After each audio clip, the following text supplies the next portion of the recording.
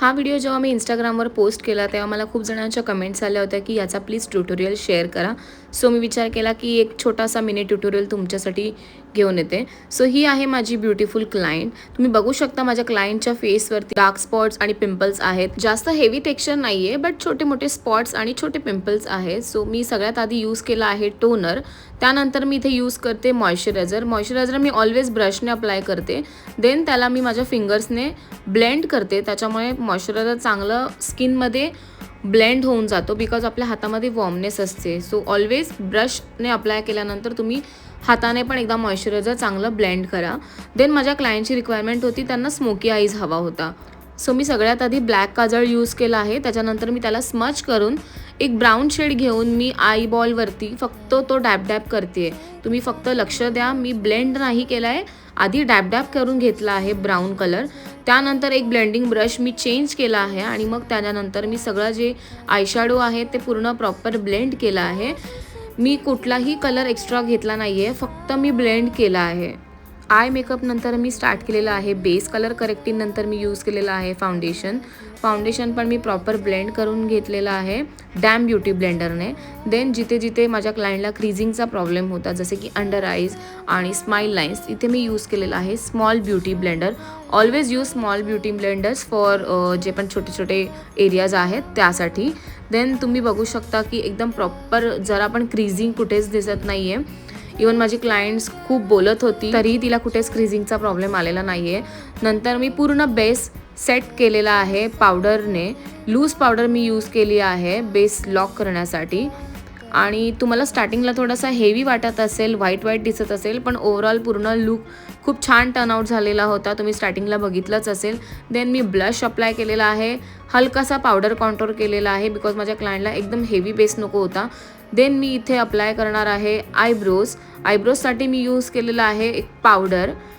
आणि सगळ्यात आधी मी एंडने स्टार्ट केलेलं आहे जसे की तुम्ही बघितलं असेल. आणि नंतर मी काही एक्स्ट्रा प्रोडक्ट घेतलेलं नाही आहे, फक्त जे ब्रशमध्ये प्रोडक्ट होतं तेच मी स्टार्टला पण अप्लाय केलेलं आहे. मी ऑलवेज थोडा वेळ गेला तरी चालेल पण सगळं काम एकदम डिटेलिंगमध्ये करत असते. आयब्रोज हा मेन आपल्या फेसचा पार्ट असतो. थोडं पण जर डार्क झालं तर पूर्ण लुक चेंज होऊन जातो. सो ऑलवेज लक्षात ठेवा की कमी कमी प्रोडक्ट घ्या आणि मग थोडं थोडं लावून अप्लाय करा. एकदम जास्त प्रोडक्ट घेऊ नका. जास्त क्वांटिटी घेतल्यानंतर तुम्हाला नंतर परत कमी करायला खूप जास्त प्रॉब्लेम येऊ शकतो. सो नेहमी थोडं थोडं प्रोडक्ट घेऊन अप्लाय करा. देन नंतर मी इथे मिस्ट यूज करते थोडासा बेसला माइल्ड करण्यासाठी. देन मी यूज केलेला आहे हायलायटर. आणि आता लास्टला मी यूज करेल सेटिंग स्प्रे. मी पूर्ण लुक कंप्लीट झाल्यानंतर फिक्सर यूज करते. हायलायटरसाठी मी यूज केलेला आहे फॅन ब्रश, त्याच्याने एकदम छान अप्लाय होतो हायलायटर. आणि नेहमी फक्त ऑलवेज हाय पॉईंट्सलाच तुमच्या हायलायटर अप्लाय करा, जास्त बडबडीत हायलायटर लावू नका. माझ्या क्लायंटच्या साडीचा कलर होता रेड, सो मला वाटलं इथे कॉन्ट्रास्ट कलर देऊयात. सो मी आता यूज केलेला आहे ग्रीन कलरची एक होलोग्राफिक आयलायनर. बघू शकता तुम्ही की किती छान लुक आलेला आहे त्याच्याने. एकदम आईज अट्रॅक्टिव्ह वाटत आहेत. सेम मी दोन्ही डोळ्याला अप्लाय केलेला आहे.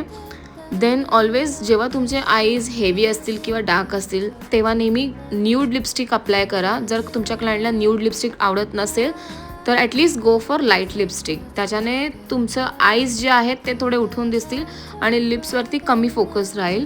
आणि जर तुम्ही लिप्स बोल्ड ठेवत असाल तर आईज एकदम मिनिमल ठेवा.